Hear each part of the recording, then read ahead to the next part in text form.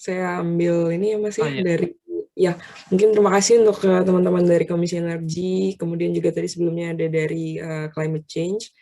Mungkin ini kita bisa tunggu sampai 6.30 untuk dimulai sesuai jadwal aja, karena mungkin ada teman-teman yang baru akan bergabung 6.30. Nggak masalah ya untuk Mas Aswin juga teman-teman dari KSK.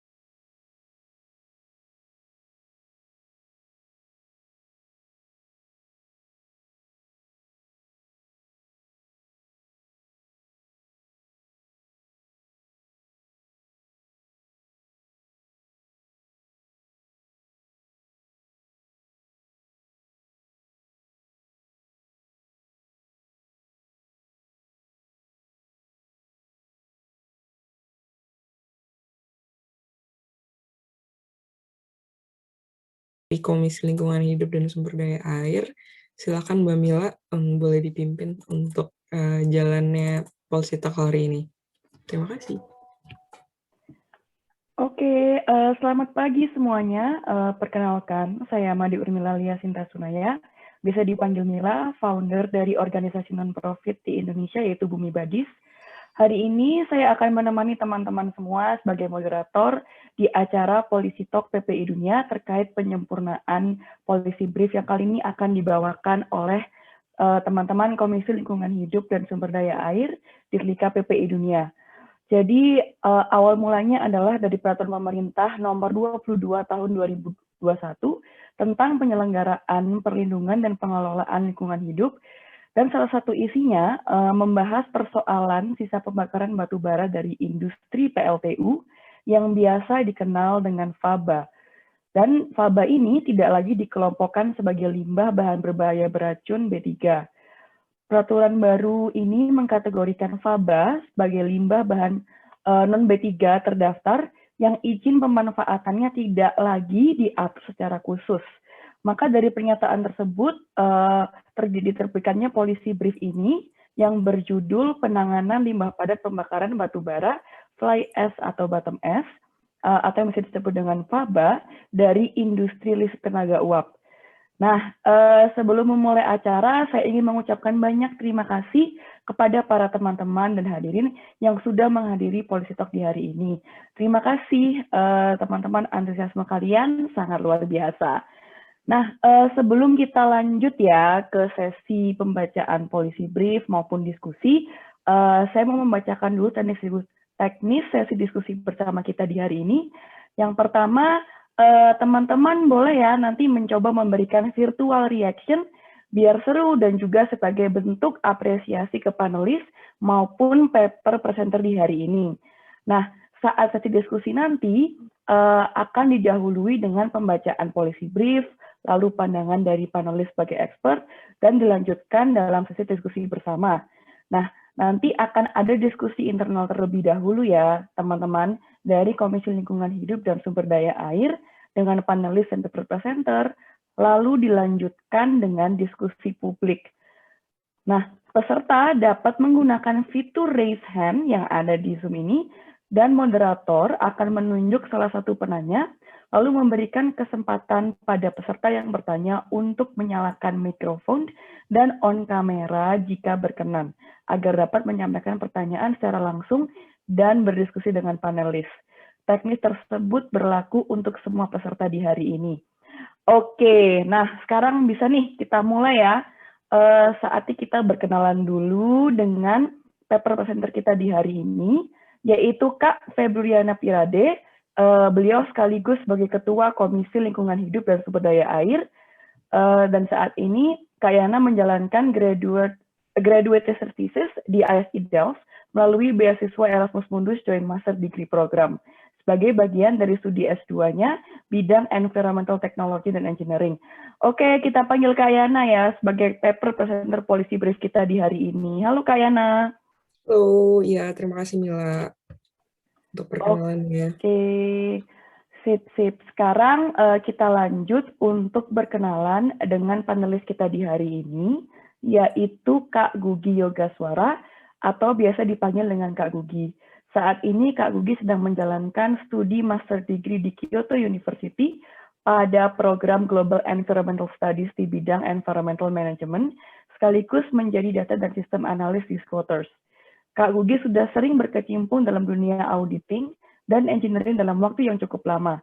Seperti beliau telah menjadi founder dari SME 360 Indonesia, juga memiliki pengalaman selama lebih dari 4 tahun dalam mengaudit lebih dari 200 perusahaan dan memberikan pelatihan kepada lebih dari 20 industri dalam sertifikasi ISO 14001, ISO 9001, dan Occupational Safety and Health. Selain itu, Kak Gugi juga seorang environmental engineer di bidang municipal solid waste dan waste issues or water sanitation and hygiene. Oke, kita sambut Kak Gugi ya sebagai panelis hari ini. Halo Kak Gugi. Halo teman-teman, Mbak Mila. Selamat siang. Selamat siang. Nah, kita hanya udah berkenalan ya dengan paper presenter dan juga panelis kita di hari ini. Maka untuk itu saya lanjutkan untuk mempersilahkan Kak Yana menyampaikan policy brief sebagai paper presenter di hari ini. Waktunya saya persilahkan untuk Kak Yana. Ya, terima kasih Mila, saya share screen ya, teman-teman. Oke, sudah bisa terlihatkah screen yang saya share? Ya, sudah Kak. Oke, ya, jadi terima kasih kesempatannya untuk pada hari ini izinkan saya mewakili Komisi Lingkungan Hidup dan Sumber Daya Air dari Direktorat Penelitian dan Kajian PPU Dunia untuk menyampaikan hasil policy brief yang telah kami susun terkait isu peraturan terbaru pemerintah yang dikeluarkan pada bulan Februari kemarin sehubungan dengan strategi pergantian status limbah sisa pembakaran batu bara, fly ash, dan bottom ash yang sebelumnya dikategorikan sebagai limbah B3 dan sekarang menjadi limbah non-B3 terdaftar. Mungkin kami akan saya mulai dengan sedikit background bagaimana kami merumuskan policy brief ini.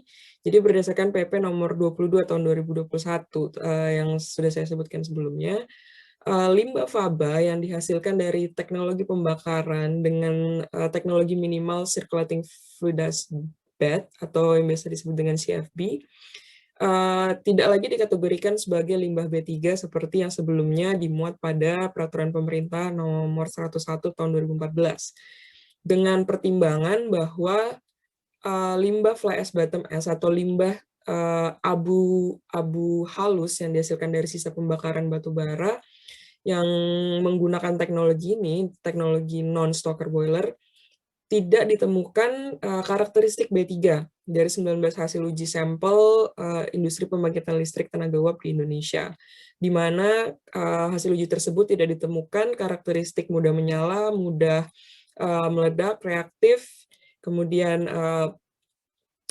korosif, dan hasil uji toksisitas LD50 serta hasil uji pelindian, hasil uji toksisitas pelindian juga tidak menemukan konsentrasi di atas konsentrasi yang dipersyaratkan oleh PP 101 nomor PP nomor 11 tahun 2014, sehingga pemerintah kemudian mengambil keputusan melalui PP nomor 22 tahun 2021 ini untuk mengganti status limbah faba dari industri PLTU sebagai limbah non B3 terdaftar.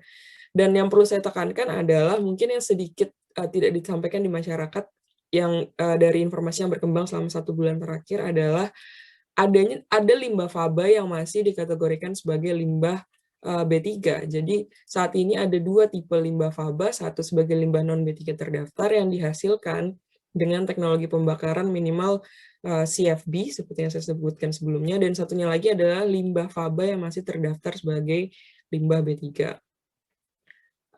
Dari hasil policy brief kami menemukan bahwa pada peraturan yang sama, pada PP nomor 22 tahun 2021 ini ada 3 pasal yang menurut kami bisa kami sorot dan menjadi bagian dari rekomendasi kami. Yang pertama pada pasal 452, 453, dan 459, di mana ketiga pasal ini menekankan pada dimasukkannya faba tidak lagi sebagai limbah B3, namun wajib dilaporkan pada izin lingkungan, kemudian harus dikelola ataupun dimanfaatkan atau pun dilakukan substitusi untuk material lain, dan yang terakhir adalah tidak dibuang ke TPA domestik.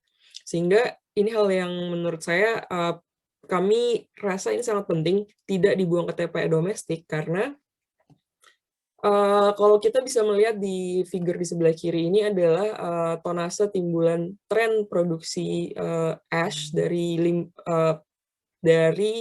PLN dan industri penghasil listrik berbasis batubara di Indonesia, di mana kalau kita bisa lihat trennya, semakin tahun trennya semakin naik, dan pada tahun 2021 hingga tahun 2027, di mana setelah peraturan ini dikeluarkan, rentang produksinya adalah 8 juta sampai 12 juta ton, sehingga tonase yang besar ini kalau kita merujuk pada pasal 452, di mana dilarang melakukan penimbunan limbah non-B3 di fasilitas TPA domestik, kemudian timbul pertanyaan, kemana sisa limbah yang tidak termanfaatkan, apakah akan ditimbun di perusahaan penghasil ataukah akan dimanfaatkan sepenuhnya.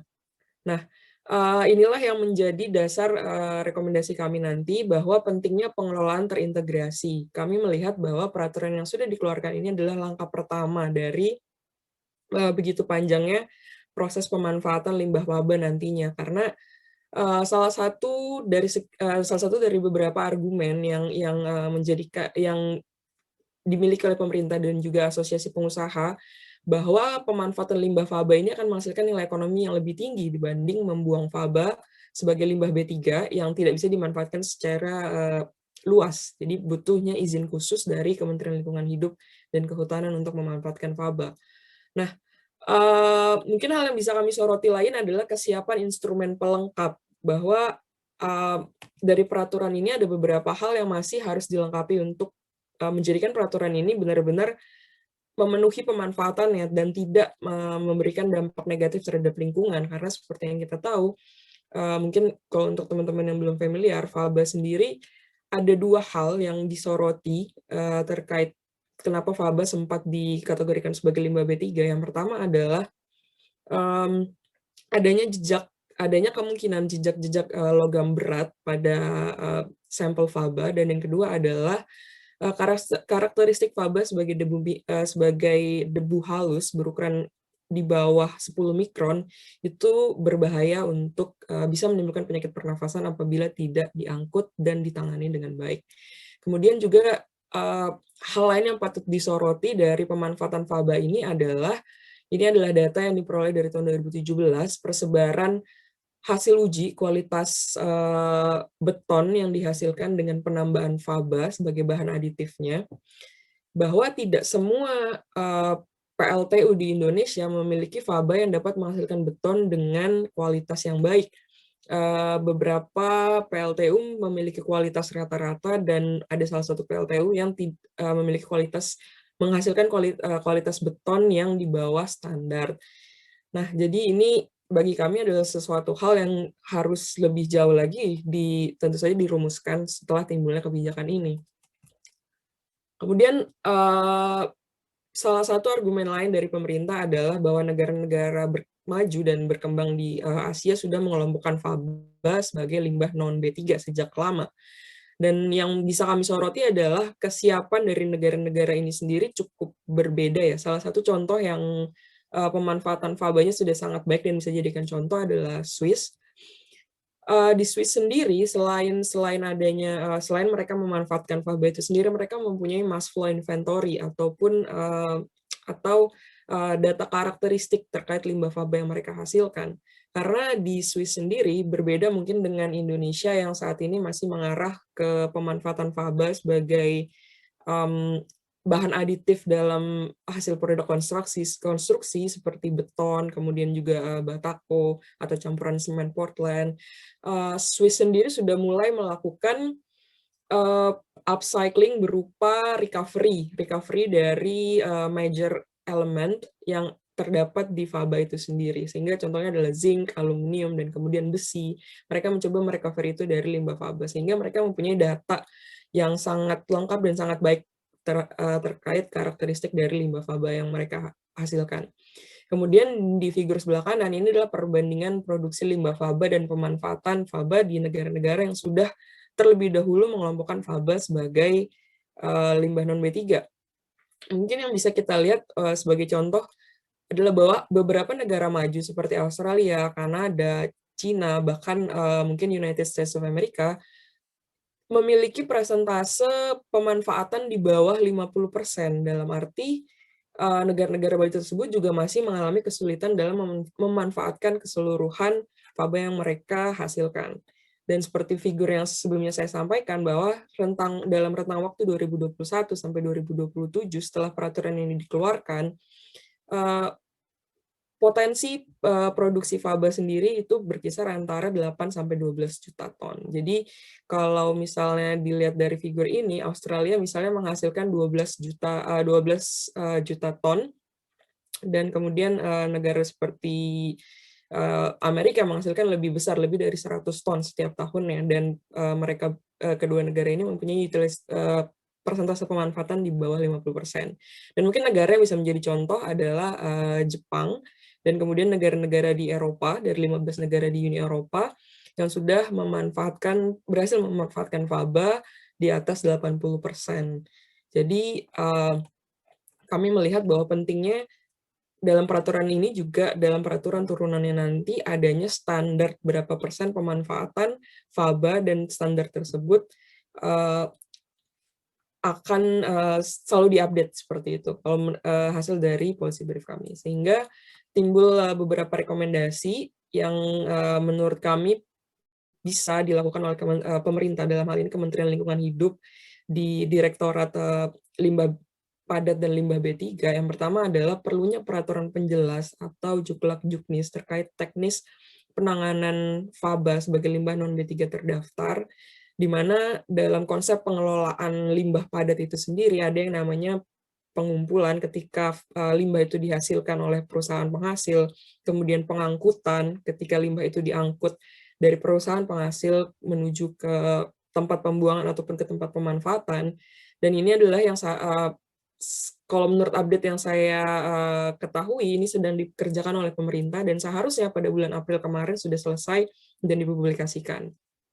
Kemudian mencontoh Swiss perlunya ada data inventarisasi nasional yang memuat neraca limbah yang dihasilkan dan berapa besar pemanfaatannya, kemudian karakteristik dari masing-masing limbah dan kesesuaiannya terhadap pemanfaatan, misal sebagai tambahan di semen Portland ataupun kemudian bahan aditif untuk material konstruksi.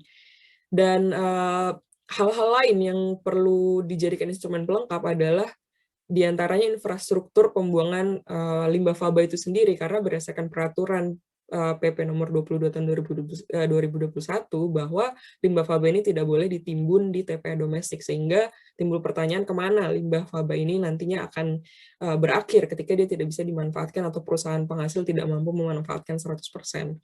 Dan kami rasa landfill dengan sistem pengangkutan khusus ini harus disusun dengan teknis konstruksi dan kemudian juga desain konstruksi yang memenuhi persyaratan. Di antaranya mungkin mengacu ke Amerika Serikat, mereka sudah mempunyai dokumen teknis sendiri terkait dibangunnya landfill khusus pembuangan limbah fly ash dan bottom ash. Kemudian seperti yang saya sebutkan tadi, berapa standar minimal persentase pemanfaatan faba yang disyaratkan oleh Kementerian Lingkungan Hidup dan Kehutanan dalam hal ini kepada industri penghasil faba gitu. Dan mungkin dua hal lain yang perlu disorot adalah rencana pemanfaatan jangka panjang dan juga rencana pemanfaatan ini bersifat upcycling sehingga menaikkan nilai ekonomi faba, bukan melakukan down recycling seperti misalnya hanya di faba digunakan untuk tambahan perkerasan jalan yang tidak menaikkan nilai tambah faba itu sendiri. Dan yang terakhir adalah kami merasa meskipun dari hasil uji awal yang sudah dilakukan sebelum diterbitkannya peraturan ini, 19 faba tidak mempunyai 19 sampel uji faba tidak memiliki karakteristik limbah B3, namun kami rasa analisis berkala terhadap limbah faba yang tidak termanfaatkan dan ditimbun itu perlu dilakukan untuk menghindari environmental katastrofi yang mungkin terjadi. Contohnya ketika terjadi hujan dan kemudian terjadinya leaching dari faba itu sendiri. Mungkin itu yang bisa saya sampaikan dari hasil policy brief dari Komisi Lingkungan Hidup dan Sumber Daya Air. Mungkin kita bisa nanti dari Mas Kugi juga memberikan masukan apa yang perlu kami sempurnakan dari faba ini dan apakah bagian mana yang realistis untuk dilakukan oleh pemerintah dan bisa kami masukkan. Ya, itu mungkin saya kembalikan ke Mila sebagai moderator. Oke, terima kasih Kak Yana. Waduh, menarik sekali ya teman-teman memang topik faba ini. Jadi pada webinar kali ini memang kita bertemanya diskusi, maka diharapkan panelis, Kak Gugi sebagai expert pada bidangnya, untuk memberikan pandangan mengenai policy brief yang baru saja dibacakan. Waktu dan tempat saya persilahkan. Baik, terima kasih Mbak Mila. Kalau melihat dari pemaparan policy briefnya kayaknya luar biasa ya, udah lengkapnya ya. Nggak banyak yang bisa saya tambahkan, tapi mungkin kita nanti bisa memperkaya diskusi ya, siapa tahu ada reference atau ada pengalaman yang mungkin bisa saya share terkait dengan masalah yang super menarik ini gitu ya. Dan sebelumnya saya juga agak disclaimer nih, saya udah di Indonesia kebetulan, tapi masih ada penelitian dengan di Kyoto, jadi mungkin sebentar lagi akan ada suara azan. Kebetulan di sini agak kenceng, jadi agak di-pause mungkin ya nanti di tengah. Mohon maaf ya sebelumnya ya. Ya, baik. Ya tadi sangat komprehensif menurut saya pemaparannya, karena faba itu juga sebetulnya kalau kita sekarang melihat gegap-gempita diskusi faba itu, tapi kalau dari sudut pandang industri itu sudah cukup lama ya. Bahkan sekitar 4 bulan atau 3 bulan sebelum peraturan ini terbit, itu sudah ada protes gitu, bukan protes sebetulnya, sudah ada jajak pendapat yang diajukan ke pemerintah dari asosiasi industri terkait dengan faba ini sendiri supaya diekskludkan di dalam dari peraturan pemerintah terkait dengan limbah B3 itu gitu. Mungkin saya akan share screen ada sedikit mungkin ya sebagai acuan pemaparan aja. Kalau misalkan kita flashback ke aturan sebelumnya, kan kita tahu bahwa pengelolaan udah terlihat belum teman-teman? Sudah ya? Oke. Sudah, Mas. Pengelolaan faba itu seperti dampak lingkungan lain ya. Kita berbicara pengelolaan itu equal dengan biaya eksternalitas yang dibebankan dari dampak lingkungan yang kemungkinan akan terjadi. Gitu. Nah, biaya eksternalitas ini kemudian untuk faba itu sendiri atau enggak limbah B3 secara keseluruhan diatur di beberapa peraturan, gitu kan? Kita mengenal adanya identifikasi permen, mohon maaf, terlalu kenceng nggak ya? Nggak masalah sih Mas, kalau Nggak menurut masalah saya. ya? Oke, saya lanjut ya. Ya, di PP 101 2014, kemudian di dalamnya kan bercabang ya, ada identifikasi juga permen LH, uji toksisitas itu ada di sini, LHK 55 tahun 2015, kemudian di perizinan kita tahu permen LH 18 2009, teknik penyimpanannya juga ada di Bapedal 195 sampai ke pengangkutan, pengumpulan, penimbunan, dan pemanfaatan pengelolaan. Itu semua udah ada aturannya. Setiap aturan tersebut, setiap fase tersebut ada izinnya, sehingga itu yang wujud dari biaya eksternalitas, gitu kan ya. Nah, dalam hal ini sendiri sebetulnya kita bisa melihat sedikit terkait dengan stakeholder. Terkadang kita dalam memahami satu konsep itu kayak lebih mudah memandang dari berbagai sudut pandang ya, dari berbagai point of view gitu, dari stakeholders yang berkepentingan di sini. Kalau teman-teman di sini ada yang familiar dalam ISO 14000 ya, sistem manajemen lingkungan, itu di klausul 4.2 itu ada yang namanya memperhatikan ya, perusahaan itu wajib memperhatikan adanya kebutuhan dan harapan dari pihak berkepentingan. Nah, ini kita berbicara dari tiga sudut pandang dulu mungkin ya. Yang pertama adalah pemerintah, gitu. Terus kemudian dari industri itu sendiri, dan yang kita sering bicarakan juga adalah dampak terhadap society-nya gitu dari perubahan peraturan ini gitu. Coba kita lihat sedikit ya, apa saja sih sebetulnya kebutuhan dan harapan briefly gitu dari ketiga stakeholders ini. Yang pertama pasti pemerintah tuh sangat berkepentingan terhadap regulation compliance ya. Jadi bahwa pemerintah memproduksi aturan dan pemerintah sangat berkepentingan terhadap dipatuhinya peraturan tersebut oleh industri yang melakukan kegiatannya di Indonesia.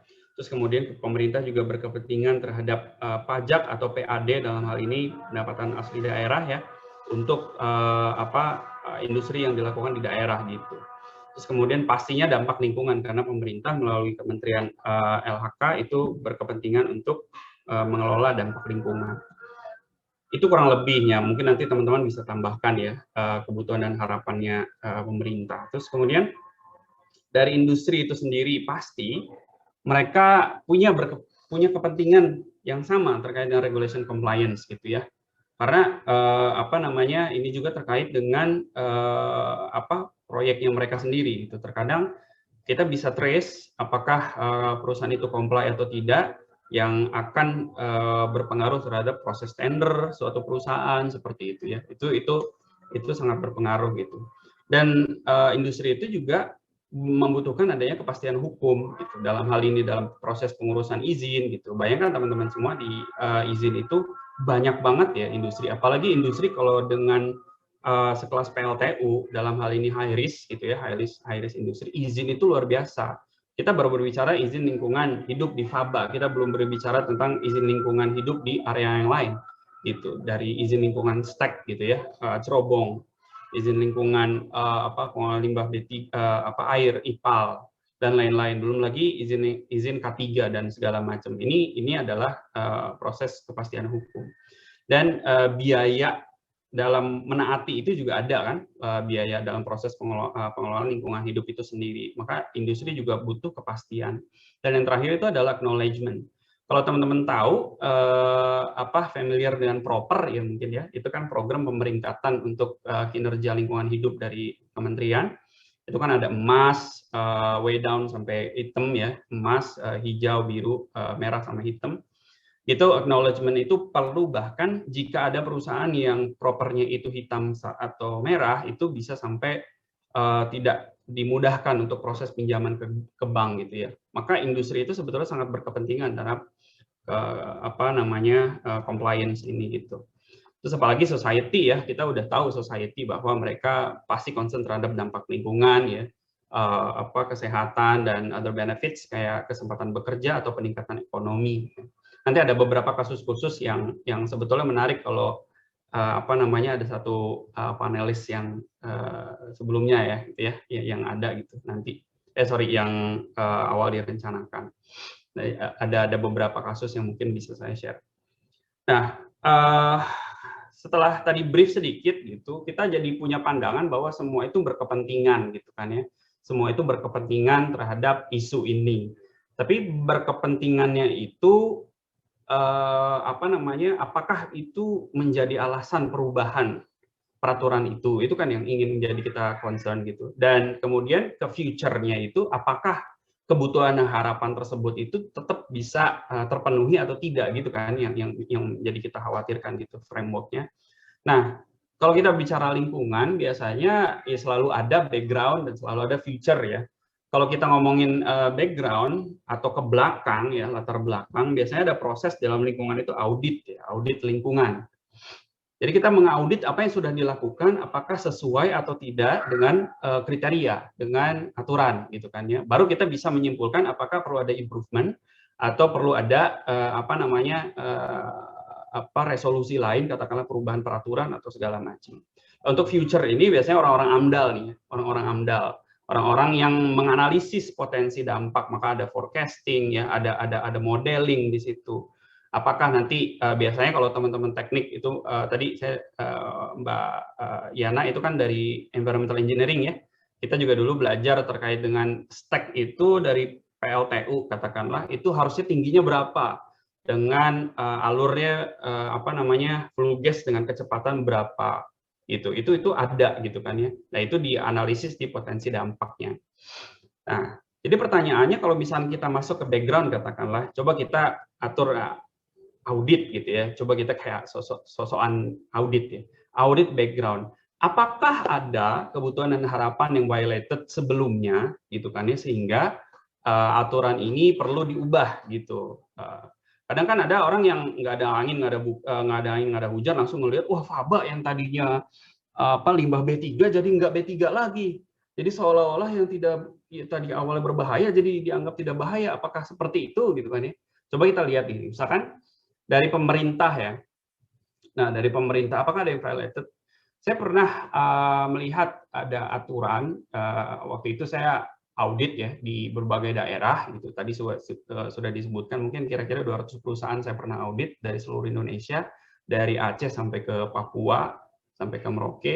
Waktu itu kita lihat gitu bahwa implementasi ya aturan ini sangat baik dan sangat melindungi semua stakeholder sebetulnya. Yang 101 ya, yang dulu ya 101.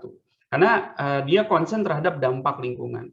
Kajian toksikologi terhadap Faba itu sendiri itu dijadikan attachment ya, di dalam peraturan perundangan gitu. Itu sangat, orang lingkungan itu pasti senang banget ya untuk hal yang kayak gitu kan ya, apalagi orang kesehatan gitu. Tapi sering kemudian kita lihat bahwa tadi disebutkan infrastruktur atau diseminasi infrastruktur politik ya, bukan politik, kepemerintahan itu sendiri, baik itu dalam pemerintah lokal atau expert di semua daerah itu tidak mumpuni gitu. Terus kemudian ekosistem bisnis pengelolaan limbah B3 itu juga tersentralisasi di daerah Jawa, kemudian Sumatera gitu. Sedangkan pengembangan industri PLTU katakanlah seperti yang tadi disampaikan, kalau kita juga melihat blueprintnya dari PLN atau nggak dari presiden kita juga sangat berambisi katakanlah untuk menyediakan listrik bagi seluruh masyarakat di semua bagian Indonesia. Maka itu berarti kan ada potensi kan di daerah-daerah lain gitu. Katakanlah kita dulu mengaudit ke daerah Sorong ya di Papua gitu. Mereka memproduksi adanya limbah B3.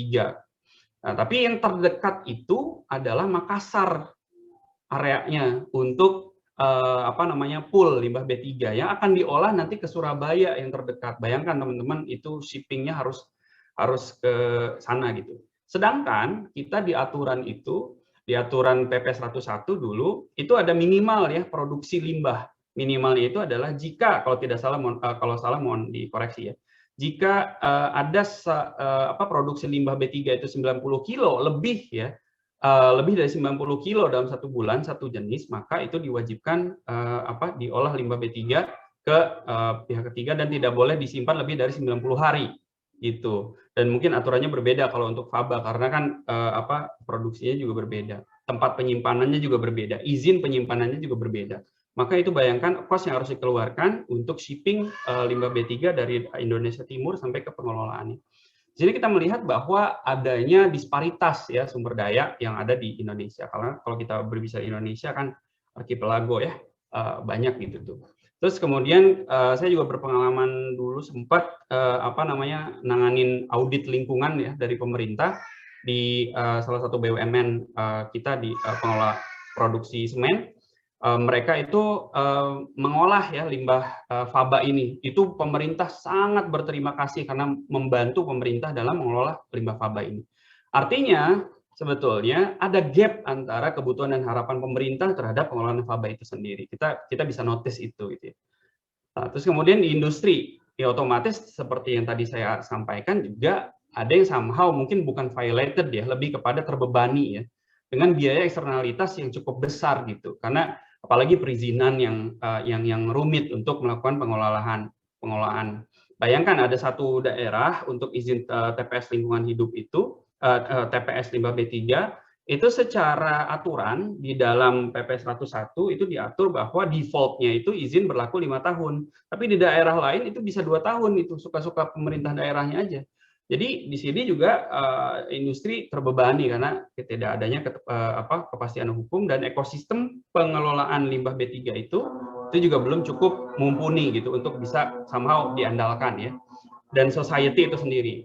Nah, yang saya sampaikan ini kan yang violated ya, jadi yang negatif katakanlah ya. Nah, society saat limbah faba tidak terkelola dengan baik karena dinamika tadi ya. Dinamika tadi, cost-nya terlalu besar, pengelolaannya terlalu jauh, dan segala macam, itu dampak buruk juga buat lingkungan sangat ada, apalagi Indonesia, apalagi manusia gitu kan ya. Ada kadang saya melihat setelah faba ini ada aturan baru, NGO publish gitu kan, ada 1-2 fakta gitu. Di daerah PLTU sedikit radius sekian gitu, PLTU ada ditemukan 100 anak yang bronkitis kayak gitu. Itu karena maka oleh dari itu limbah B3 harusnya faba harusnya tetap dikelola sebagai limbah B3. Tapi kalau kita putar sedikit itu justru karena performance dari aturan sebelumnya gitu. Dan kita punya harapan ke depan bahwa aturan yang ke depan ini setelah diperbaiki ada ease gitu ya, ada kemudahan gitu ke depannya. Jadi itu yang kadang kita terlalu mudah ini kali ya, mungkin kalau hype dengan segala persoalan yang negatif gitu kan, bad news is good news is somehow kan.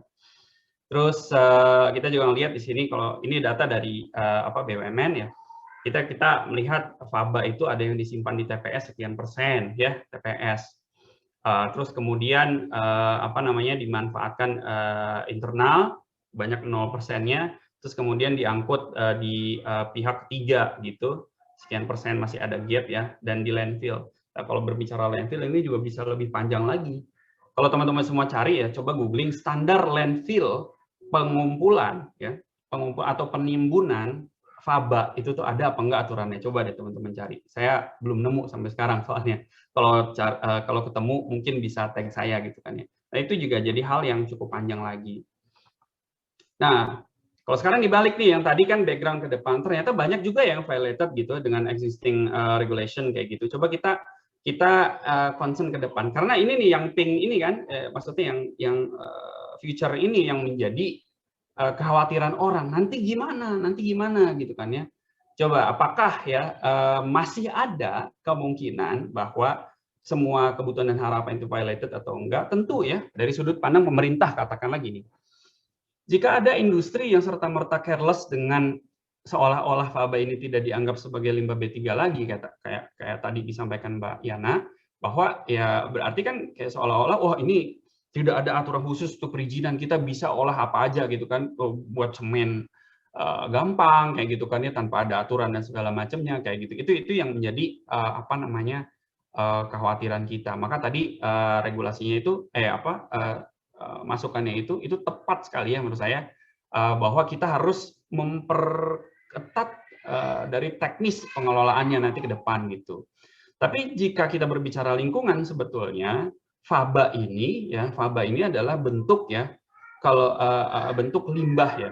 Tapi kalau kita as a whole PLTU katakanlah sistem itu, kita berbicara dampak lingkungan secara keseluruhan, maka kita juga punya standar-standar yang lain yang relate justru dengan faba itu sendiri. Katakanlah kalau PLTU itu harus ada CEMS ya, Continuous Emission Monitoring System, itu diatur dalam peraturan untuk yang mengatur Permen LH nomor 21 tahun 2008 kalau tidak salah, yang mengatur kualitas emisi udara dari sumber tidak bergerak. Itu ada tuh khusus untuk pembangkit listrik tenaga termal, itu ada. Kemudian baku mutu limbah cair. Saat kita berpikir kalau apakah nanti limbah faba itu akan kemana-mana ke air dan segala macam, kita masih punya tuh baku mutu cair dari pembangkit listrik tenaga termal khusus itu ya, Permen LH nomor 8 tahun 2009 gitu. Jadi kan dimungkinkan adanya lindi dari stockpile-nya faba gitu kan ya, kalau memang tidak disecure dengan baik seperti itu.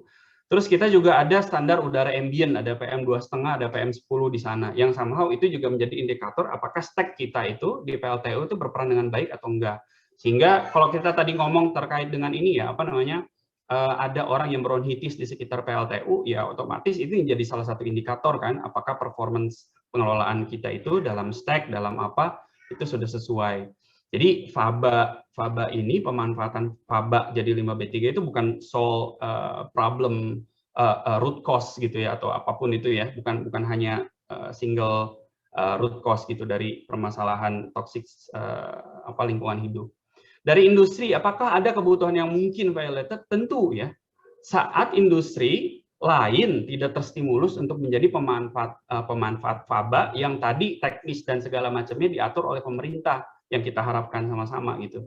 Jadi mereka tidak ada pihak lain third party yang bisa membantu produsen, katakanlah ya, produsen faba itu untuk mengolah, maka itu juga akan menjadi potensi untuk tidak terkontrol gitu kan ya, dan segala macam. Maka at the same time juga industri berpotensi malah untuk melanggar aturan yang lain yang tadi saya sebutkan tadi, ada air dan segala macam, karena ekosistem pengelolaannya itu masih belum terstimulus dengan baik dengan adanya perubahan aturan ini.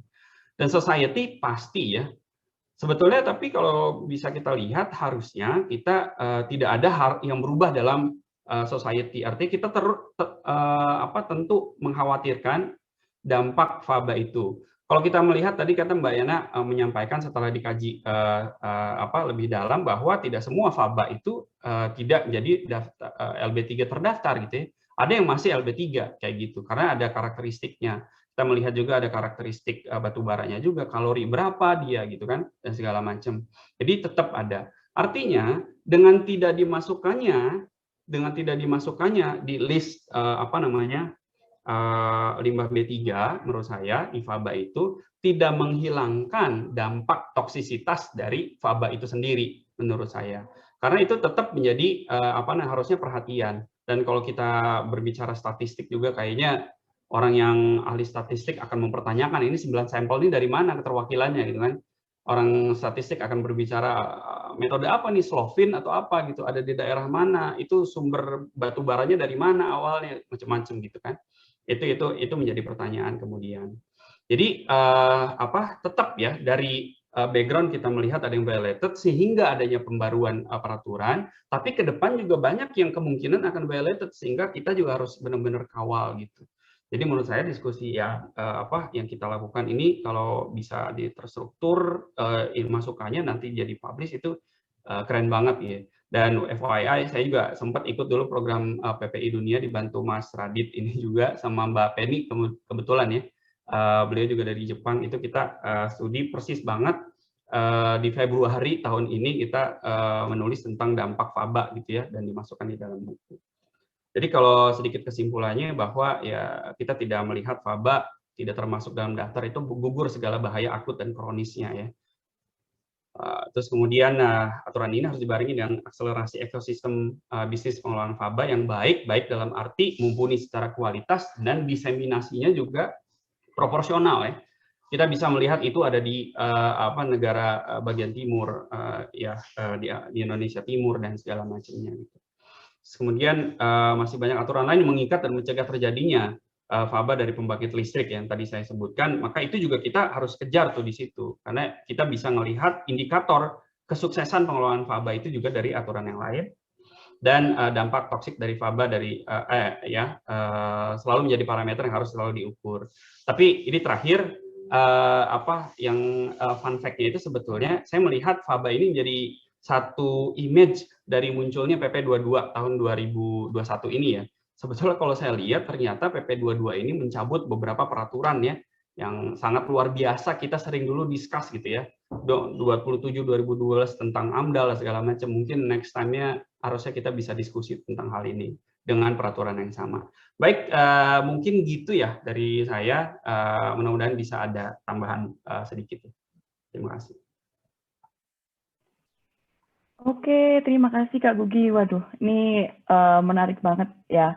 Jadi summary yang bisa saya dapatkan di sini dari penjelasan dari Kak Gugi tadi, sepertinya memang tadi dijelaskan juga bahwa dari pandangan itu sudah cukup lama ya, sekitar beberapa bulan sudah ada protes bahwa untuk mengeksklud faba dari limbah non B3 karena mungkin mereka berpikir dari perspektif perizinan.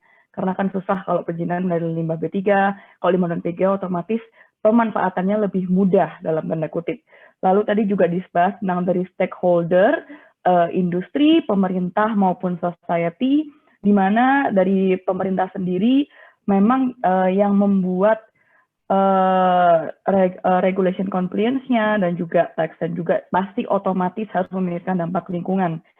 Sedangkan tadi juga disebutkan di lingkungan ada background pengelolaan limbah fabanya sendiri dan di future-nya nanti harus ada analisis dampak lingkungan. Nah, tadi memang harus yang saya garis bawahi di sini adalah bahwa faba dikelompokkan limbah non B3 bukan berarti menghilangkan dampak toksisitas dari faba sendiri.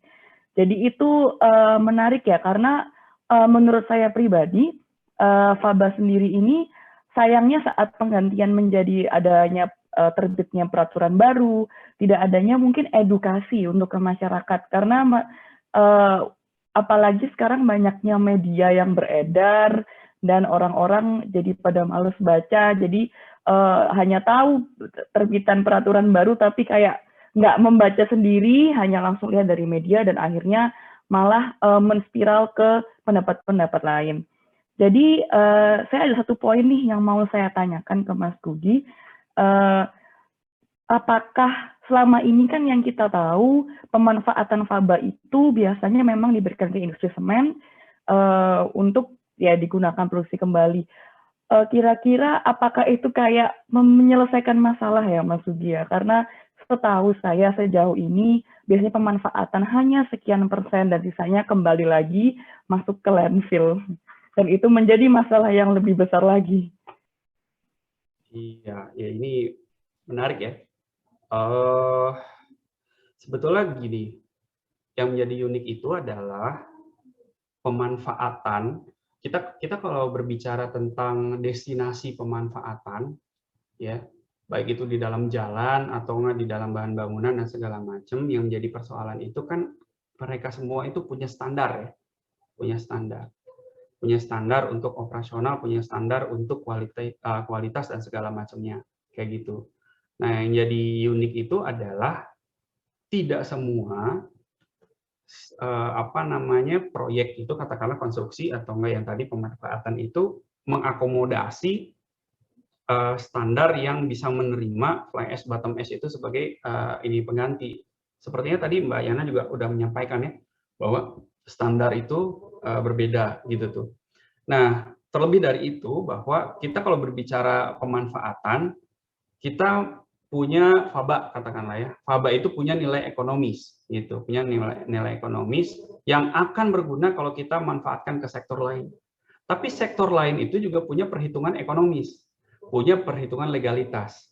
Itu katakanlah kalau misalnya di dunia industri, kalau ternyata teman-teman sipil pasti tahu ya, ada slump test gitu, campuran si betonnya itu tidak bagus setelah dicampur gitu kan ya, maka itu nggak bisa masuk tuh material. Tapi kan kemudian ada penelitian kita yang menunjukkan bahwa sangat bisa ya dilakukan standarisasi fly ash ini gitu tuh. Sehingga kembali kepada, kalau saya concernnya, seberapa kuat aturan regulasi ekosistem bisnis kita untuk menerima faba itu sebagai bahan alternatif dalam campuran gitu. Kadang itu tadi ya yang menjadi persoalan itu. Dan jangankan faba, sebetulnya ada lagi limbah yang benar-benar nggak bisa termanfaatkan di Indonesia dan nggak ada orang yang bisa ngolah, kayak copper slag, steel slag dan segala macamnya kayak gitu. Jadi kalau saya kok concernnya ke sana ya, itu aturan. Oke, terima kasih Kak Gugi untuk pandangannya. Nah, sekarang saatnya sesi diskusi bersama. Jadi saya ingatkan lagi ya untuk teknisnya, saat sesi diskusi ini akan dimulai dengan diskusi internal terlebih dahulu dari teman-teman Komisi Lingkungan Hidup dan Sumber Daya Air dengan panelis dan paper presenter, lalu dilanjutkan dengan diskusi publik. Jadi untuk semua peserta dapat menggunakan fitur raise hand, dan saya sebagai moderator akan menunjuk salah satu penanya dan memberikan kesempatan pada peserta yang bertanya untuk menyalakan mikrofon dan on kamera jika berkenan, agar dapat menyampaikan pertanyaan secara langsung dan berdiskusi dengan panelis. Jadi saya persilahkan teman-teman dari Komisi Lingkungan Hidup dan Sumber Daya Air, jika ada yang bertanya dapat menggunakan fitur raise hand. Boleh saya, Mila? Oh ya, silakan Kak Yana. Ya, mungkin ini juga ada satu poin menarik dari Kak Gugi dan nanti juga bisa kami masukkan ke dalam policy briefnya yang akan kami sempurnakan ya, Mas. Jadi kan tadi menekankan pada kesiapan ekosistem bisnis di Indonesia sendiri. Nah, berdasarkan peraturan yang sudah terbit, saya sebenarnya belum melihat juga sih adanya link antar industri ya, karena selama ini kalau kita lihat di media dan dari media briefing juga ini hanya single industri PLTU yang saat ini sedang istilahnya dalam tanda kutip menghitung nilai ekonomisnya. Nah, kalau menurut Mas sendiri dengan kondisi ekosistem yang sekarang, dengan mungkin saya juga belum tahu adakah kesinambungan antara industri semen misalnya sebagai pemanfaat yang memungkinkan dengan industri PLTU sebagai industri penghasil, kira-kira secara apakah realistis bagi pemerintah untuk menetapkan standar minimal pemanfaatan misalnya terhadap faba ini? Jadi misal PLN harus mengolah sekian besar dari tonase faba yang dihasilkan, dan seberapa realistis juga timbunan faba ini akan berakhir di landfill gitu, dan kalau misalnya pun akan berakhir di landfill, sesuai dengan pasal yang ada di peraturan itu kan tidak boleh dicampur dengan TP domestik. Nah, kalau menurut Mas Gugi sendiri, langkah pemerintah apa yang harus dilakukan untuk bisa melihat gap ini gitu? Apa yang mungkin bisa kami tambahkan sebagai rekomendasi nanti untuk kepada Kementerian Lingkungan Hidup untuk melihat gap ini? Seperti itu mungkin, Mas. Baik, wah ini pertanyaannya ini juga mantap. Baik, sebetulnya kalau dari sudut pandang eksekutor ya, dari sudut pandang eksekutor, ini kan PP ya, bukan berawal dari legislatif gitu kan. Ini aturan berawal dari ya eksekutor gitu. Nah, kalau dari sudut pandang itu sebetulnya kita sederhananya bisa berbicara bahwa ini hanya terkait dengan step ya, sequence gitu. Karena tadi saya cukup concern terhadap disparitas itu ya, disparitas. Bisa jadi kalau tadi bilang apakah sudah sesuai, sudah realistis ya. Saya batasin dulu mungkin dari kata realistis. Saya bisa bilang itu realistis kalau di daerah Jawa ya, daerah Banten banyak ada Indonesia Power di sana, beribu-ribu megawatt di sana. Terus kemudian di Jawa Bali ya PJB itu realistis ya karena banyak orang yang sudah aware gitu. Tapi kalau di daerah-daerah lain itu menjadi concern sebetulnya. Itu menjadi sangat concern. Karena jika ada peraturan yang katakanlah ketuk palu ya semuanya ya keberlakuannya itu tuh equal gitu buat semuanya, concurrent at the same time, itu menjadi persoalan karena ketimpangan kesiapan infrastruktur itu berbeda setiap daerah gitu. Jadi kalaupun dibilang perlu dibuatkan standar minimal pemanfaatan, bisa jadi itu sebagai salah satu matriks yang harus kita perhatikan. Tapi bisa jadi matriks yang lain itu applied buat kasus yang lain. Katakanlah gini, jika aturan tersebut applied, ya kadang ada tuh aturan nasional applied, tapi belum bisa fully applied di dalam daerah-daerah tertentu, gitu. Di dalam kasus-kasus tertentu itu belum bisa, gitu. Sehingga itu nanti harapannya kita bisa masuk kepada aturan daerah, gitu. Artinya aturan tersebut apply jika sudah ada third party yang berizin lagi katakanlah ya, yang bisa mengolah itu semua gitu tuh. Kadang dari teknis penyimpanan aja, faba itu menurut saya nggak sederhana ya. Menurut saya ya, yang mungkin saya nggak punya background kesehatan, saya cuma belajar sedikit tentang toksikologi dan segala macam. Artinya untuk menentukan spesifikasi teknis penyimpanan stockpile faba aja itu butuh desain yang melibatkan waktu verifikasi itu berbulan-bulan gitu. Padahal itu tuh adanya di pemanfaat bukan penghasil. Gimana penghasil kayak gitu kan, artinya logiknya kayak gitu. Artinya kalaupun yang tadi 19 sampel itu dipertanyakan keterwakilannya, maka kita juga harusnya masih punya kekhawatiran apakah itu berlaku untuk semua jenis faba yang ada di seluruh Indonesia seperti itu gitu. Nah, artinya lagi-lagi menurut saya dan sedangkan tidak ada aturan ya. Aturan tuh kalau udah diketok palu kan ya berarti udah berlaku gitu kan ya. Nggak ada aturan yang kayak oke, ini sekarang versi ini dulu gitu kan. Abis itu ada gitu tuh. Kita nggak se-fleksibel aturan yang ada teman-teman di SKK Migas misalkan. Ada PTK ya, PTK itu bisa revisi dalam kurun waktu 1 tahun, tahun depan ada revisi lagi. Tapi kalau di peraturan di lingkungan hidup nggak se-fleksibel itu. Gitu. Jadi menurut saya bisa jadi standar minimal pemanfaatan itu bisa realistis ya matriksnya, tapi untuk daerah-daerah tertentu kita juga harus meticulously examine gitu. Matriks apa nih yang bisa kira-kira applied buat di daerah-daerah yang lain gitu tuh. Kurang lebih gitu. Ya, terima kasih responnya Kak Gugi. Apakah Yana ada feedback? Kalau saya itu salah satu yang mungkin kita perlu tambahkan ya nanti di policy brief terkait isu disparitas juga dari bukan cuma regulasi, bukan cuma infrastruktur ya, berarti juga kesiapan adanya industri pendukung kalau bisa dibilang seperti itu ya, bagaimana karena Indonesia juga bersifat arsipelago, jadi bagaimana penanganan faba ini bukan hanya terpusat di Banten ya, karena memang Banten kan isinya banyak ya, di situ ada Suralaya, kemudian ada Indonesia Power dan PLN juga, jadi mungkin itu yang bisa kami kalau dari saya bisa ditambahkan di policy brief nanti.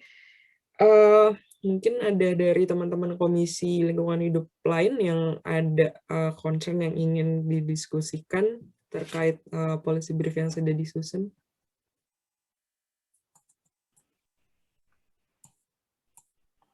Ya, mau mengingatkan ke teman-teman Komisi Lingkungan Hidup, jangan lupa digunakan fitur raise hand-nya untuk dapat bertanya ke Kak Gugi.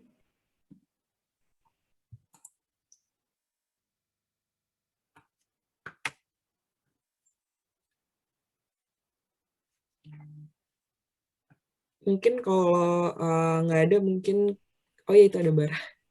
Oke, karena sepertinya boleh nanti ada saya alternate saja ya Kak Gugi ya, jadi nggak harus kayak strict Komisi Lingkungan Hidup dulu.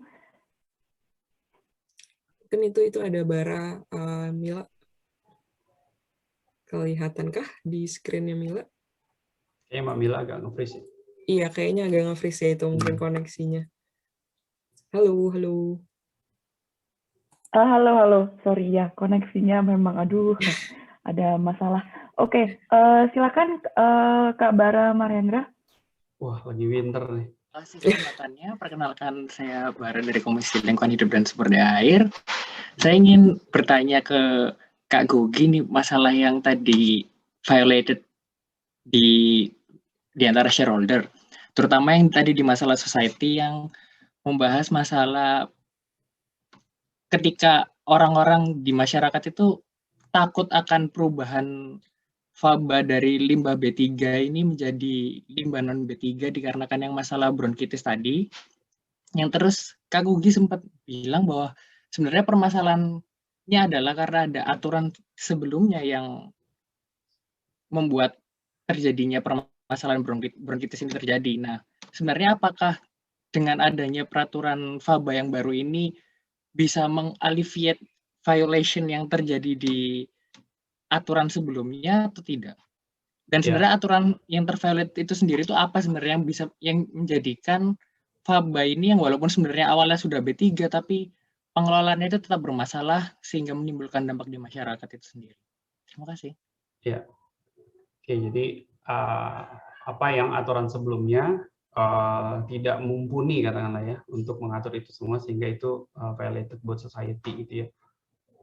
Terus kemudian apakah aturan yang baru ini bisa overcome katakanlah ya masalah yang tadi. Nah, mungkin yang kedua dulu, kalau ditanya apakah permasalahan yang ke depan itu bakal overcome, kalau saya secara katakanlah ya academically gitu, walaupun saya nggak terlalu provide banyak data gitu, saya masih bilang bahwa saya menangkap adanya pertimbangan-pertimbangan optimis ya bahwa Indonesia itu mampu tumbuh dari pengelolaan limbah economically, ecologically, and socially. Saya menangkap adanya semangat itu gitu tuh di dalam itu karena setelah melihat kajian-kajian yang ada bahwa itu ya semua orang bersuara gitu kan ya. Nah, tapi yang sama-sama kita khawatirkan itu kan dampak lingkungannya tadi gitu ya. Terutama orang-orang yang memang environmentalist itu bersuara terkait dengan hal itu. Kalau orang-orang industrial yang bersuara itu wajar karena itu terkait dengan beban yang mereka harus tanggung. Tapi kalau environmentalist itu mungkin yang akan jadi concern. Kalau terkait dengan itu, oleh karena itu yang tadi policy brief yang disampaikan Mbak Yana, terus kemudian saya juga sedikit menyampaikan indikator yang harus kita kawal bersama-sama, maka kita benar-benar harus mengawal proses itu. Dalam konteks, katakanlah di antara teman-teman ada yang menjadi auditor lingkungan, ya. Ada yang menjadi bagian HSE di dalam industri, ya. Health, Safety, and Environment ya di industri-industri. Maka itu menjadi tugas teman-teman untuk meticulously melihat indikator-indikator lingkungan lain, walaupun faba ini tidak listed sebagai limbah B3, tapi apakah indikator lain itu dapat dijadikan alasan bahwa pengelolaan limbah B3, limbah faba ini tidak mumpuni atau enggak? Katakanlah kayak tadi ya, pencemaran udara. Karena kalau yang tadi bronkitis di sekitar itu kan berarti pencemaran udara, pengelolaan faba yang tidak sesuai, kayak gitu kan ya, kayak gitu. Itu untuk ke depan. Sama-sama kita berharap, dan saya nggak bisa bilang kalau aturan ini bisa overcome gitu ya, overnight gitu, enggak. Terus kemudian yang ke belakang, apakah mumpuni yang aturannya sebelumnya? Saya tadi mengawali bahwa aturan ini sangat membahagiakan buat saya pribadi, katakanlah sebagai orang yang concern di dalam environment, karena sangat fokus kepada listing 5B3 kita kan luar biasa dahsyat ya. Semuanya itu detail kayak gitu, ada kategori 1, ada kategori 2, ada yang harus diuji LD, wah macam-macam kayak gitu. Nah, itu ada di situ. Tapi karena adanya keterbatasan ekosistem sama infrastruktur tadi sekitar untuk membantu pemerintah mewujudkan compliance terhadap peraturan tersebut, sehingga pengelolaannya nggak sesuai. Nah, ada satu kisah menarik ya. Sebetulnya di PLTU di daerah Jawa Tengah lah ya, nggak usah saya sebutkan gitu. Ini ada, pernah waktu itu saya ngajar di sana, terus kemudian saya audit juga di sana. Kalau tidak salah sekitar 600 kali 3 MW ya, megawatt kapasitasnya kayak gitu, itu besar sekali gitu. Nah, di sana itu ada teknologi yang relatif baru pada tahun itu ya, tahun 2015-2016 kalau nggak salah, FGD namanya, flue gas desulfurization. Nah, di situ tuh prosesnya menghilangkan sulfur dari proses pembakaran menggunakan limestone. Hasilnya itu limestone adalah gypsum. Gypsum itu berdasarkan PP 101 itu adalah limbah B3. Udah tuh dikelola, mereka udah tanda tangan agreement dengan pengelolaannya. Waktu itu diangkut sampai ke Cilengsi kalau nggak salah di PPLI ya. Harus ke sana, tapi di jalan itu dicegat oleh masyarakat. Kenapa coba? Karena melihat gypsum itu punya nilai ekonomi, kenapa nggak dikasih ke saya aja gitu. Jadi artinya memang polemik limbah itu benar-benar tidak bisa dilihat sesimpel kita melihat rilis dari NGO ya. Mohon maaf ya kalau ada teman-teman yang kerja di NGO gitu ya.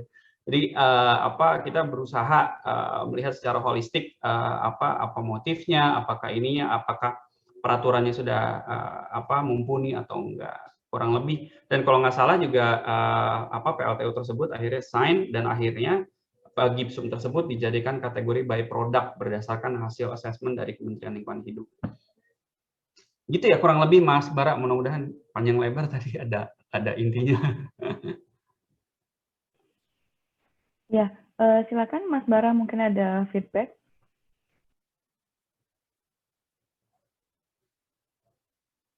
Di unmute mungkin Mas Bara. Ya, terima kasih Kak Gugi atas apa yang sudah dijabarkan. Saya kira mungkin berarti yang paling penting itu terutama adalah di monitoring masalah pengelolaan dan bagaimana masyarakat Indonesia secara individu, baik yang ada di masyarakat sendiri maupun yang bekerja di bidang yang terkait dengan faba ini, sama-sama saling menjaga supaya tidak ada permasalahan yang terjadi di dalam pengelolaan faba itu sendiri. Saya rasa sudah cukup dari saya. Saya kembalikan ke Kak Mila selaku moderator. Atau sedikit lagi. Atau malah kita sebagai masyarakat Indonesia bisa tertrigger nih, punya potensi bisnis baru nih gitu. Siapa tahu ada yang mau jadi bisnis bareng gitu kan ya, bisa gitu. Malahan faba yang sama ya kita bisa pelajari lebih transparan gitu dan segala macam. Gitu. Masuk sekali Kak.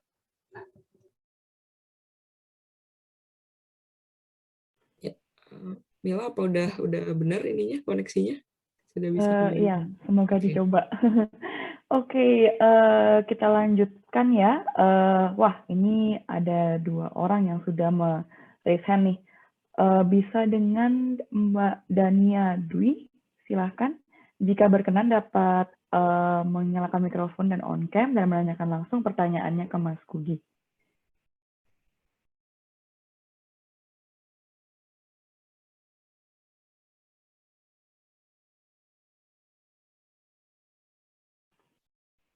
Ya, mungkin Mbak Dania bisa di-unmute dulu, Mbak. Ya, silakan. Ya, terima kasih. Mohon izin tidak bisa menyalakan video ya. Mungkin saya langsung bertanya aja. Jadi mungkin perkenalan sedikit.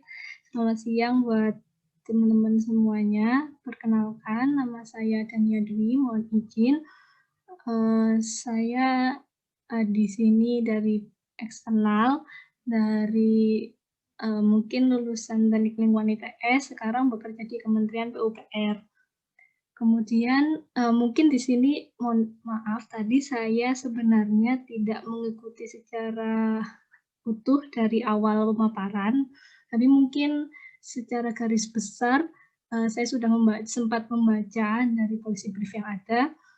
Ini kalau saya saran atau masukan terkait ke depannya, mungkin apakah pemanfaatan faba ini sudah dikategorikan, misalnya kan yang sekarang ditekankan adalah pemanfaatan faba, begitu ya. Jadi maksudnya bagaimana kita memudahkan pengelolaannya sehingga pemanfaatannya lebih optimal daripada sebelumnya.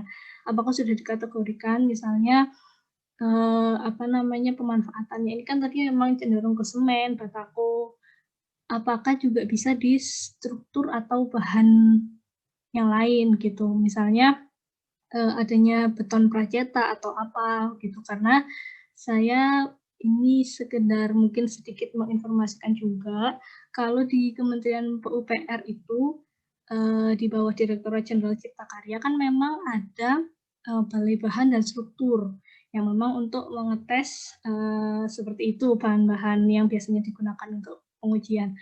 Nah, kemudian juga ada balai kawasan permukiman dan balai sains bangunan, di mana di situ nanti sebenarnya tujuannya adalah menghasilkan produk yang mendukung lancarnya proyek infrastruktur yang kita lebih mengutamakan produk dalam negeri. Nah, ini kan kalau memang nantinya kedepannya faba ini apakah memang bisa bekerja sama mungkin untuk lebih diarahkan untuk pembangunan. Misalnya sekarang saat ini itu kan rumah tahan gempa.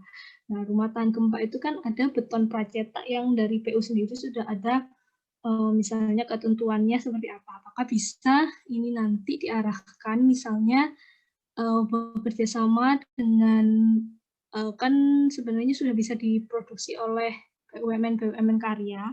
Nah, itu untuk memproduksi beton-beton pracetak gitu dari mungkin faba ini gitu. Apakah kedepannya bisa adanya kerjasama itu atau mungkin nanti bisa menjadi masukan. Jadi kan memang kebutuhan rumah tahan gempa itu untuk yang tadi kan misalnya tadi ada disparitas misalnya yang di Sulawesi, PLTU di Sulawesi susah untuk dibawa ke Jawa, mungkin ke Cilengsi dan sebagainya. Nah, apakah mereka sendiri juga di sana kan banyak daerah yang rawan gempa. Di sana memang kebutuhan rumah tahan gempa sekarang di Palu itu juga cukup banyak gitu. Nah, dengan adanya faba ini apakah kedepannya bisa menjadi material yang lumayan menguntungkan juga gitu dari kerjasama BUMN, mungkin Kementerian LHK dan Kementerian PU atau seperti apa, sehingga nantinya produksi untuk bahan-bahan itu bisa lebih masif gitu. Karena kan sekarang kalau saya lihat kemarin di PLN mana gitu ya, atau PLTU mana memang membangun rumah untuk bantuan-bantuan seperti itu kan. Nah, itu kan memang masih terkelola secara sendiri-sendiri gitu di PLTU ini sendiri. Nah, kalau misalnya ada peraturan yang kerjasama yang lebih masif dan lebih besar kan mungkin jangkauan untuk membangun bahan-bahan rumah-rumah tadi misalnya bisa lebih banyak lagi hasilnya gitu. Mungkin sekian yang bisa saya sampaikan. Terima kasih.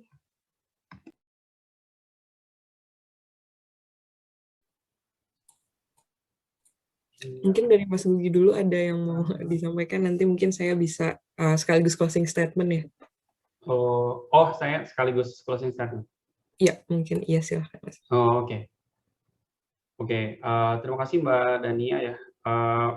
Ya, kalau ditanya apakah bisa atau enggak, jujur saya kurang paham ya, karena bukan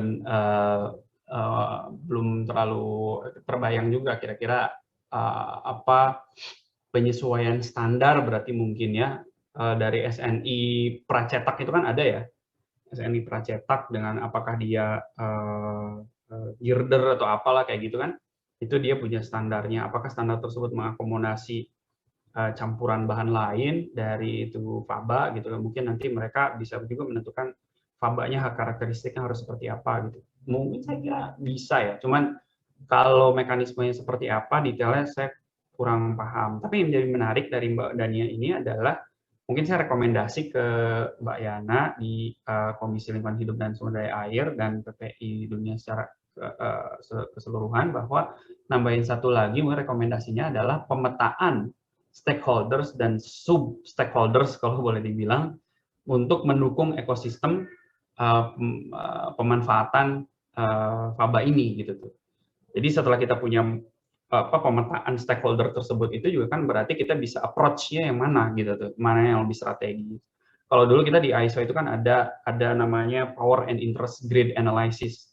Jadi kita memetakan apakah satu stakeholder itu powernya tinggi, interestnya tinggi, maka itu yang harus kita dahulukan gitu untuk bisa bekerja sama dalam melakukan pemanfaatan faba ini. Ya, closing statement-nya saya kira tadi sudah ini ya, cuman mungkin untuk kita dalam hal ini, kita dalam artian sebagai teman-teman yang punya kesempatan belajar lebih tinggi, ada beberapa di antara kita juga yang kuliah di luar negeri gitu kan ya, kita dalam rangka mendiseminasi pengetahuan gitu ya buat orang-orang. Kalau tadi diseminasi infrastruktur tanggung jawab pemerintah, kita melakukan diseminasi pengetahuan buat orang seluas-luasnya, maka kita juga harus meyakinkan orang-orang terdekat kita juga bahwa ya kita daripada panik dengan segala resiko yang kadang sangat absurd dipotret oleh orang-orang di media, katakanlah, lebih baik kita belajar peluangnya, sehingga dalam peluang tersebut seharusnya pasti ada variabel risiko yang harus kita kendalikan gitu tuh. Apa yang bisa kita peluang sehingga malahan kita bisa berkontribusi untuk perbaikan di segala sisi itu. Dan buat saya setiap peraturan itu pasti ada sisi negatifnya, ada sisi positifnya. Tinggal kita aja sebagai warga negara, kita mau support yang mana, terus kemudian kita mau contribute ke arah yang mana. Itu paling ya dari saya. Ya, terima kasih Kak Gugi. Sekarang untuk Kak Yana, closing statement-nya silakan. Jadi kan memang tujuannya Policy Talk kali ini kan memang bagaimana kami dari Komisi Lingkungan Hidup dan Sumber Daya Air PPI Dunia bisa mendapatkan insight tambahan gitu. Jadi dan juga karena ini peraturan yang sudah jadi kami merasa penting juga untuk publik ikut berdiskusi. Karena itu tadi ada pertanyaan juga dari masyarakat, dari eksternal ya. Dan mungkin yang bisa saya sampaikan bahwa dari hasil Policy Talk hari ini ada beberapa insight yang nanti akan kami tambahkan juga di rekomendasi Policy Brief, terutama terkait isu disparitas pemanfaatan itu sendiri yang seperti tadi udah Mas Gugi bilang, kemudian bagaimana ekosistem industri di Indonesia apakah sudah siap untuk menerima faba sebagai bahan tambahan ya untuk dimanfaatkan dengan nilai ekonomis tertentu. Dan terakhir mungkin dari Mbak Dania tadi, bagaimana apakah pemerintah ini sudah membuat mungkin grand design ya, kerjasama antar kementerian ataupun antara kementerian dengan BUMN terkait pemanfaatan faba, sehingga nantinya benar-benar peraturan ini bisa menjawab beberapa isu yang sebelumnya tidak bisa dijawab dan tidak masih memberikan dampak negatif dari peraturan sebelumnya. Mungkin itu yang bisa saya sampaikan, dan nanti ditunggu hasil policy briefnya, dan semoga bisa tersampaikan dengan baik ke pemerintah, dalam hal ini Kementerian Lingkungan Hidup dan Kehutanan. Itu mungkin dari saya, Mbak Mila. Baik, terima kasih. Oke, kita sampai di penghujung acara ya sekarang. Teman-teman, saya mau mengingatkan kembali, jangan lupa untuk isi link daftar hadir agar bisa mendapatkan e-certificate. Linknya ada di chat box, silahkan di bit.ly Policy Talk PPID-2. Nah, sekarang nih sebelum kita berpisah ya, aduh sedih sekali, kita bisa foto-foto dulu. Jika berkenan, untuk para peserta dapat menyalakan on camera, dan dari Komisi Lingkungan Hidup ada signature pose nih. Kita bikin kayak gini, bentuk L, yang menandakan lingkungan hidup. Oke, ya, teman-teman jangan lupa on cam ya. Semangat-semangat siang-siang nih. Mungkin ada yang pagi, ada yang malam juga di tempat lain.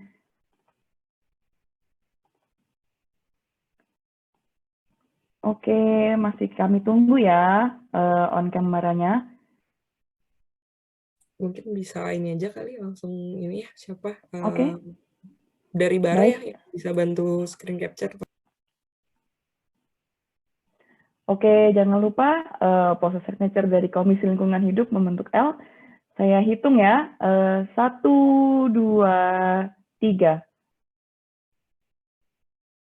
Oke, satu kali lagi. 1, 2, 3. Oke, aduh asik banget ya diskusi di hari ini. Akhirnya saya harus menutup diskusi di hari ini.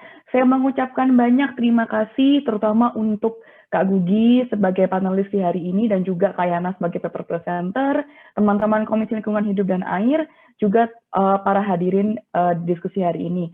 Saya mengucapkan mohon maaf jika ada salah dalam perkataan dan sikap. Harapannya policy brief yang sudah disusun dan didiskusikan di hari ini dapat disempurnakan dan diserahkan ke pemerintah yang berwenang agar dapat dikaji lebih lanjut. Terima kasih teman-teman untuk waktunya. Sampai berjumpa di webinar PPI Dunia selanjutnya. Saya dari Bumi Badis mengucapkan terima kasih. Ya,